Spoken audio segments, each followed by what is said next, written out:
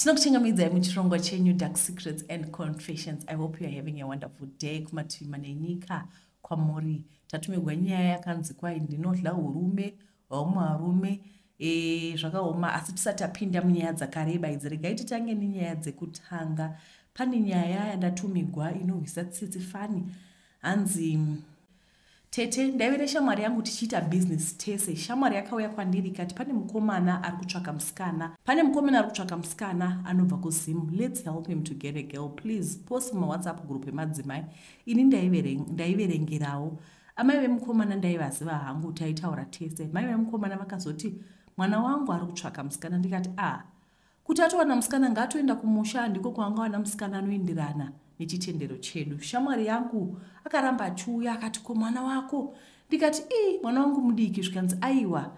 Ndikati ndoda kuti ambopedza chikoro, mwana anga ari matric. Aiwa, anopedza, anongobatira kamukomana. Ndikati aiwa zviiti, wangu mwana achiri mudiki. Saka mai vaya vakaramba vachifambira nyaya iyi. Zvese nemukomana uyu akatoudzwa kuti kune musikana vachireva mwana wangu. Akati aiwa, musikana ndamuda asati atombomuona. We are coming home. My daughter had never had a boyfriend. Asakati mukomana ndamuda. Asinoda kutanga ndapedza chikoro. After a month they got married. And they said they wanted my daughter. Ndikati no, she is not going anywhere. She has to finish school. Agoenda ku university. But they promised to take her ku university. She wrote matric, adorogwa, uyezve adove nenhumbu. They started to stay together. Within a month, vakanga vava kudogwa. The man asked my daughter kuti tingaitei zvemabusiness. My daughter suggested kuti let's start a small business. Vakaita ka small business kaya. Within a short period of time, vainge vatobudurira. Murume akaita 2 years achishanda. Vabudirira manje murume ave nemare. Mwana wangu akaita nguva achitsvaka basa, akawana basa. Akanzi aiwa chirega agara pamba, ndinge nchiita zvese, handisi kuda kuti uende kubasa because hapana anosara nevana. Ndoda kuti uchengete vana. At this time vanga vadova nevana 2. I'll give you the salary you promised, but haina kuuya. Dambudziko riripo nderekuti murume apanduka ave nevasikana. Every day anosvika kumba kuma 1 AM, the latest 10 PM. Saka zvakuitika mwana wangu anogara achibata mamessage mufoni memurume. Saka on this day I don't know kuti mwana wangu akapindwa nei. Hanzi vakanorara zvakanaka, ndokubva abata phone. She waited for the men to sleep. Mwana wangu akaganganisa hake. Then ndokudzisa mvura inopisa, asi anoti akangoidzisa chete nekuti if I ask her anoti akamudira zvishoma paruoko zvikanzwa ndipisa. Vakatanga fight paya, vakarovana zvekuti mwana wangu akakuvara rimwe side iri kunge arohwa netambo yemagetsi. Murume akabuda ndokuenda kumba kwamai vake, ari kwamai vake nanhasi. Mwana wangu akambogara kumba ikoko, haana kundiudza. Amai vacho ndio vakandiudza kuti ndo zvakaitika. Iniwo ndakangoti mwana wangu apindwa nei, kudira munhu mvura inopisa.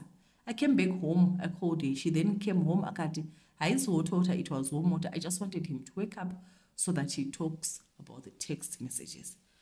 Mwana wangu akarohwa zvekuti ruoko ari kutadza kubata rwakazvimba. Saka mwana wangu hatauri zvakawanda kuti tairovana sei, asi mukomana ari kwamai vake anovaudza zvese. When I ask kuti what's wrong, hanzi my daughter hagoni kuita basa remumba, she's lazy.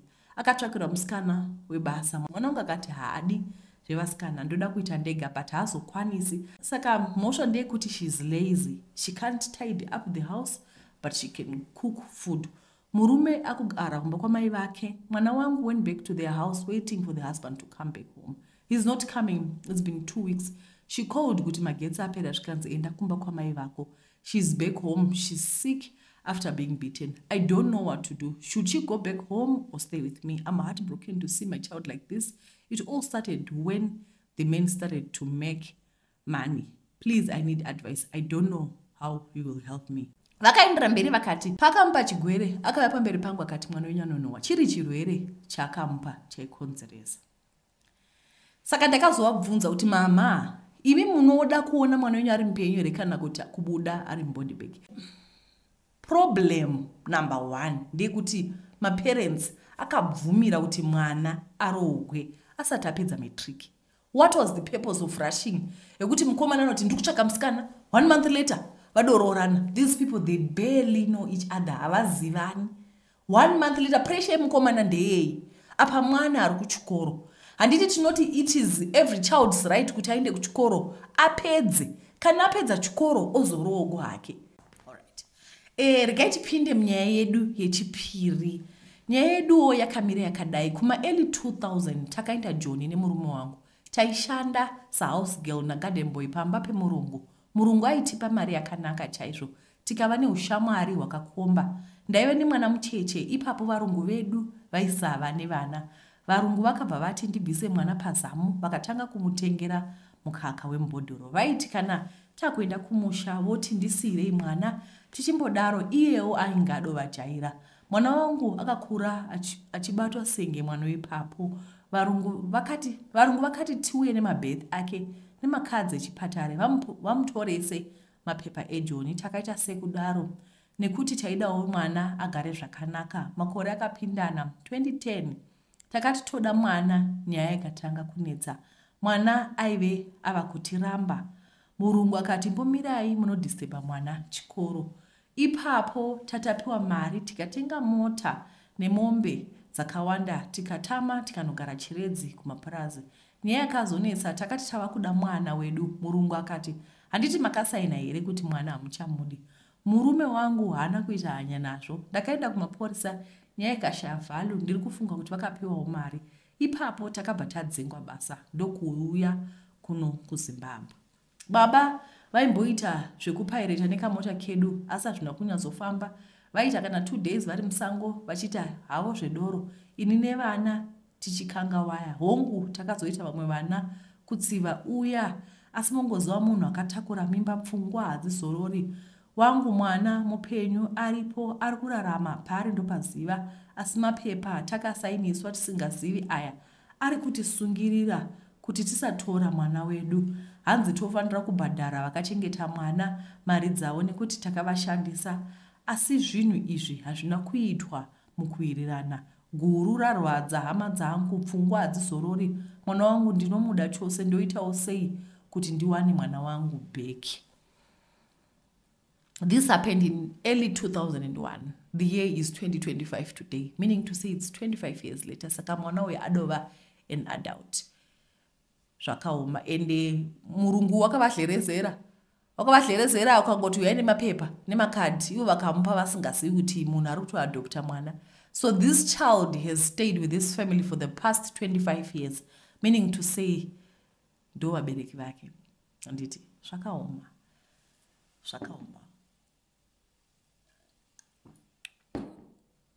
Kana chiti ndo vabereki vake, ndiri kuti mwana uyu ajaira a certain lifestyle, vakamuendesa kuchikoro 28-25 akutoshanda, ane ID, zvese zvakatorongeka, kauta akatorogwa, ende maparents ake anoziva, ndo varungu. Kana mwana akatogwa 25 years later.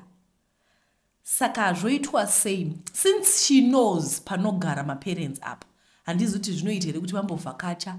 Handiti vambovhakachawo vachiona mwana, vazame kuwana access kumwana, vatange kuita ushamwari slow. It doesn't have to be aggressive, because pakaita aggression panoitwa resistance. Mwana anogona kudoresista, because at 2010 mwana iye aramba. The year is 2025. She or he doesn't know these people, and ndo mai vake. It's not fair. This is not fair, but andiziviwo kuti what do you guys think? What can they do? Alright, takuchipinda munyaya dzedu dzakareba. Ndinopfumiswa nekudya urume hwevanhu. Hey. Hi auntie, how are you? Please hide me nokuti I'm a respected man. Notodya nima big boss kuwina matenda muzomboda. Nditore nickname rekunzi tenderpreneur. I rub shoulders with politician. Kwete handisi politician, asi ni hangu ndinoraba mashoulder nema politician. Wama wangaita ask kuti unosvika pakuzikanwa nema fat kids, aya say the who is who of the country. Wanga waita say tete regai ndibokudza ichimwe chinhu mupenyu. Game recognizes game, money recognizes money. In Shona zvinonzi ndinonhanzva dzakakora. Kuti ndipinde inner circle embinga ndakaita say tete. Well, I had a small business randairana, but ndainge ndisingaite mari. So ndaka-approacha an associate of mine kuti hona kashamwari ndawana tenda, katenda kakari kuda capital injection. I cannot afford to lose this tender. Associate wangu akati panga pasina problem, ndigosvika mangwana kuofisi kwake tigotaura. Oh, okay, ndakatora befu riya rekunzwa relief anti ndainge ndisingaafodi kuluza tender because yaizondivhurira mukana. It was a test ndaitofanira kuwina. Oh, auntie, I forgot to mention that back home, I had a lovely and supportive wife. Wandaiti, kana madozi angu akaAfrica, she was not going to lack anything. Well, ndakaenda kuoffice kwa associate wangu paya, he was running late. Ainge ane 1-on-1 or 2 loose ends dzaida kugadzira. Ndakasviko chinguru ana secretary wake. Well, aindiziva, so there was no need for appointments and all those things. Ndakaoffer something to drink, tea, water, coffee, TC, you know how the rich people are. Ndakazotora zvangu coffee, black and strong, no sugar. Kuita senge ndainge ndafembera kuti I was going to need coffee pamberi. Associate wangu tichamuti Tim akasvika akandiita asha into his office. Akangovhura bhegi ranga rakazara a wad of clean bills. Akati the money was there, but first aida something from me. Ndakamuudza kuti aisaita wari mari yake ndaizoibhadhara to the last cent. Tim akadoseka akati Billy, not real name. Not everything is about money. Hauna hanya neushamwari wedu. Ipapo aingeotaura achiuya kwandiri. Anti akauya pandiri akabvisa joga randainge ndakapfeka. Pandakada kuita resist, he moved akabva atora bhegi remari tete akarivhara akaisa musafe make. Ndaive ndaomeserwa apa kuiswa pakaminama chaipo. How can Tim do this to me? Tete ndakaita give in kune zvaida. Akatora nhengo yangu akatanga kuidya. At first I was disgusted. Handisi ngochani ini iri interested mune vamwe varume. No, ndiri straight as a ruler, very much into females. Anti asi pandakarelaxa mind yangu ndakatanga kuenjoya zvaitwa naTim dzamara ndirase urume involuntary. Tim paakaona zvaitika izvi, he was very pleased. Shame, munongonzwa. Akabva amedza urume hwangu tete neumwe hwanga hwaida patable. Ndakasvitswa bhegi remari riya ndikaita basa randanga ndapiwa riya. Tete vamwe vangati wakadi kuramba, ndanga ndisina option. Trust me.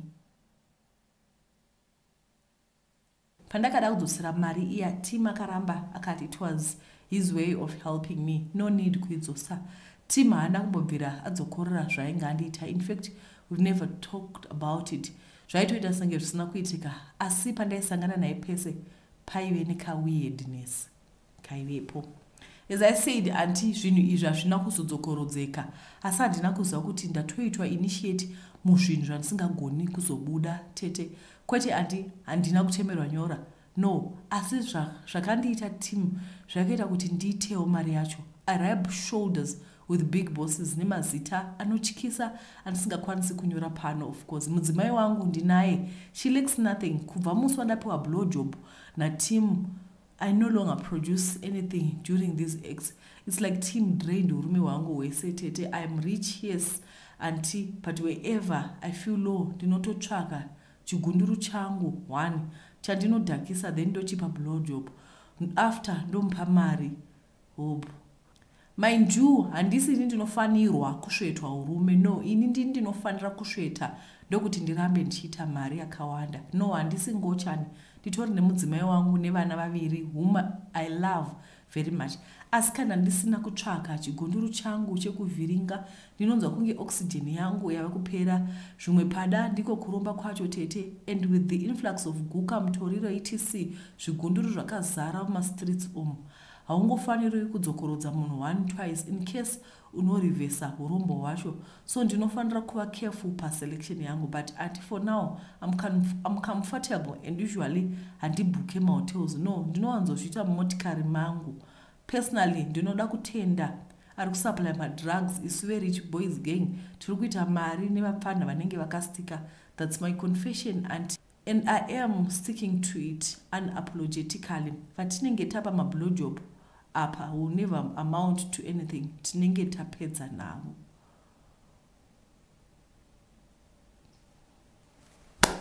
A wise man once said nothing. Ngatipindei munyaya inotevera. Tete muri wadi here, ndinoreurura kudana nawo nafata veRoma zvekutosvika pakupengesana tete. mukati mutongo wangu unenge usiri dabhudhabhu here nokuti ndakabvisa muzodzi wawashe panzira yake yekururama. Tete, relationship yangu naFata yakatanga sekutamba sekuseka. Ndakadanana nababa vezvomweya, ndashanyira mainini vangu kune imwe parish yemaroma St. Chakadaro. Misa yakatanga zvakanaka zvinenge. Saka paparish apa pane sisime kuti vanosimudza vaenzi kana misa ichinge yapera noti chitanga. Paya panoitwa zviziviso ndipo pavanokuwelkamai zviri official. Ndakazobvunza mainini kuti izvi zvinoitigwei, vakati vanenge vasingadi madisruptions. So kuzvipedza kuita maintroduction pekupedzisira. Saka pandakasimuka kuti ndionekwewo nesangano ndichizviintrodusa kwandaive ndabva uye chechi yandaipinda, maziso angu nemuprista akabva aloka. Ndakanzwa naye yangu kurira kuti pangu zvandisana ndambobvira ndaita muupenyu hwangu, kuti soromoti yangu yainge yakanditarisa iri mberi kwearitare mutembere yaiche, kuti muprista aiva akanditarisa out of curiosity or ainge anzwawo zvandainge ndanzwa. Apa hana dzedu dzainge dzaroverana. Pandakashanyira mainini vangu ndainge ndisiri mukatolika, kwete ndaisava mukatolika, ndaitopinda chechi dziriko mazuva ano. Asi chero zvazvo ndaipinda chechi yemagitare. I've never felt this way for anyone before. Tete kwaitova kutanga kuti ndaive ndanzwa zvisiri zvere, kuti ndaidana ndega or there was something there somewhere. Ndinoziva makatolika muripo pano, asi musandituka zvenyu ndapota. The heart wants what it wants, simple. Kwete handisi pambi wemusikana wetouchline, ndakatokurawo mumba mainamatwa. Asi apa ndainge ndasangana nasoulmate wangu. Asi iyo Vatican inofanira kuchinja yekuti Fata aite celibate upenyu hwake hwese. Manzwisiro angu tete, mutemo uyu wakaiswa kare maprista painge ari mashoma. Saka nekuda kwekupostwa kumamissionary activities akasiyana-siyana kuita mhuri kwaizonetsa. Asi iko zvino zvinhu zvachinja tete, maprista angofararira aya. Dai mutemo uyu wangoongororwa tete, nokuti vapikiri vanhuwo havana mvura mutsinga, asi vatoriwo neropa semunhu wese ane mafunctional body parts. Tete, let me continue with my story. Paparish apa paive nesystem yekuti kana misa yapera vanga vachitungamira misa iyi pamwe nevaenzi vanosangana panze nemuprista vachikwazisa. Saka ndakabva ndanzi namainini vangu ndinokwazisa muprista, ivo mainini vainge vakandimirira kumota kuti tiende kumba. Enge ndakamira maresults angu ndizograduata. Takadzokera hedu kumba. Next week masi yakaitwa zvekare, ndobva paitwa chiziviso chekuti muprista aida munhu aipota achibatsira paparish sezvo helper aibhadharwa nechechi ainge aenda kuannual leave. Hapana kana one akaita volunteer kuita basa iri. Takasvika kumba, mainini vakati ko wadii kuvolunteer sezvo wakamirira maresults usina zvekuita. Mainini vainge vasingadi idle mind nekuti vaiti ukagara pfungwa dzako dzisiri kushanda dziri idle ndipo pakuzobatwa nepfungwa dzisizvo. Favorite saying yavo yaiti an idle mind is the devil's workshop. Saka musi waitevera wacho musi weMonday ndakapesanisa hangu shafu dzangu ndakananga kuparish. Reason yandanga ndisina kuvolunteer ndeyekuti ndaifunga kuti paingodiwa makatolika through and through. Ndakasvika paya basa racho ranga risine nechechi yako, asi kwaingova kuita mabhuku, kutsvaira nekurongedza pano neapo pamba pamuprista. Zvainzi vaimbobatsirwa nemaseminarian, asi gore iroro vainge vanonoka kupuwa, saka painge pakatoshata. Zvakatodaidzigwa pamidweek mass kuti kuimba kwemupikiri kwainge kwava navolunteer mwanasikana wamai Moyo. Mai Moyo vaiva sister yamai vangu, so by default vanga vari mai vangu. Muprista uyu aiva munhu aive serious pachiso, asingadi zviya zvekujairirwa. Saka ini ndaita basa, ndaingoitawo zvekupesana naye. Akapinda mukitchen ndobuda, ndoenda mulounge, akaenda mulounge ndoendawo mukitchen tichingopesana. Kwete kuti ndaivatya. As I wanted to maintain a proper and a professional distance pakati pangu nawo. After all, munhu kwete simbi. Plus ndaidawo kuona kusaidi kwangu kuti ndaive nemafeelings navo here chokwadi oyaiva puppy life. Zvaizongopera hazvo. 2 weeks tichitamba hide and seek nemuprista. Ndakazonzwa vondiudza life history yavo, makuriro avakaita, reason yakaita kuti vapikire, though yanga isiri number 1 option yavo, zvainge zviri zvekutiza nhamo mumusha mavo. vakandiudza training yavo vari kuchikoro chetheology, magariro vanga vakaita pasangano nezvimwe zvakawanda-wanda. Vakanditi chero hazvo vaive vazvipira kuita basa munda maishe, mukati memwoyo wavo mange mune chishuwiro chimwe chete chekuti vasiyewo mbeu panyika. Pavakandiudza izvi ndakatopwatika nekuseka. Handiti vaiti kana vakabatwa vaizodzingwa uprista. Tete vakandivimbisa kuti hakuna aifanira kuzviziva kuti ndizvo zvakaitika.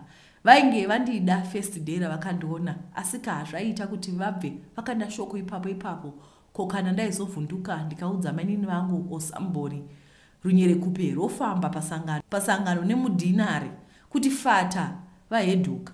Ndakada kumboramba tete, asi moyo wangu waida. Hana dzedu dzairoverana. Ndakazobvuma kufambidzana nababa ava, provided yaiva secret yedu tiri vaviri. Ivo vakandisimbisa kuti hakuna aifa afungira nekuti pavanhu we acted all professional, asi kuseri kwemagoni yaivawo imwe nyaya. Ndakazoita pambiri tete, mainini vangu vakabvunza kuti yaive yani, ndikati ndainge ndisingazivi kuti yaiva yani sezvo ndainge ndabatwa chibharo ndichibva kumashopu. Vakati wainge wakanyararei nguva yose iyi, tingadai takaita police report, mara patsetse iyi yakabatwa. Ndikati ndainge ndisingazivi kuti ndaive nenhumbu, asi nhumbu ndainge ndisingazobvisi zvangu, kana raive zai rangu regondo randainge ndapiwa naishe. Nanhasi mainini vanotenda kuti ndakabatwa chibharo mune guruvha remwana. Muprista Bay akazotransferiwa akaendwa kune imwe parish, asi we are in touch. Asi dzimwe nguva kana uchida attention anenge akawandirwa nemapriestly duties, kufambira varwere, recollection nemameeting. Saka zvinenge zvichida munhu anonzwisisa schedule yavo kuti inofamba sei, nokuti mamwe mazuva vanenge vakati zii zvavo kunge vasiko. Mwana wangu atova nemakore 2, asi tete kutaurira chokwadi I feel like ishe wekumusoro ari kundipanisha uva zvandakaita cheupombwe nababa vezvemweya vandainge ndoita navo. Nababa vezvemweya vandainge ndoita navo zvenyama, upenyu hwangu huri pastandistill, hapana chiri kufamba. Zvinhu zvakangosika kunge munhu atora guka. Vatete ndoita come clean kuhama dzangu here, kunyanya kuna mainini vangu vaiva too trusting zvekuti havana kumbobvira vafungira kuti mufudzi wavo wemweya ndiye ane mabasa ese aya. Asi ndikavaudza vanondiona sei sekuti mumaziso avo ndiri perfect. Saka ndingazova disappointa zveupenyu hwese. Mwana wangu identity yababa vake ichava secret yandichaenda naye kuguva. Chero iye akakura, mwana wangu handisi kuzomuudza chokwadi tete, ko kana akasandiregerera kuziva kuti ndakabvisa baba vezvemweya pamweya. Namuprista Bay wangu uyu tiri masoulmate chaiwo, tainzwanana zvakare. Ndinoshuwira kuti Pope munyowani uyu akaiswa manje abvise ma-restrictive measures kuvapikiri kuti vatenderwe kuroorwa nekuroora, so that I can be finally together with my priest Bear.